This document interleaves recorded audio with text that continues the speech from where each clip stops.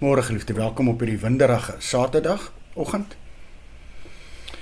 Pas op vir vals profete. Kom ons kyk na ons teks vanoggend in 1 Petrus 2, of 2 Petrus 2 vers 2.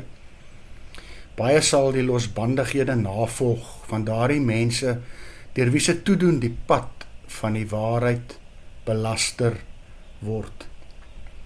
Hierdie teksvers herinner ons om baie versigtig te wees vir sommige profetiese woorde wat in hierdie laaste dae, sê die Here vir ons, deur vals profete uitgespreek word. Baie van ons sal wanhoopig gryp na alles wat na een van die volgende lyk, wat lyk of dit lewe, hoop, rigting en doelgerigtheid sal bring. Wat sê die Here vir ons? Hy sê toets wat jy hoor voordat jy dit ernstig opneem. As dit in pas is met wat die Bybel leer, kan jy dit glo. As dit nie ooreenstem met wat die Bybel vir jou leer nie, verwerp dit onmiddellik.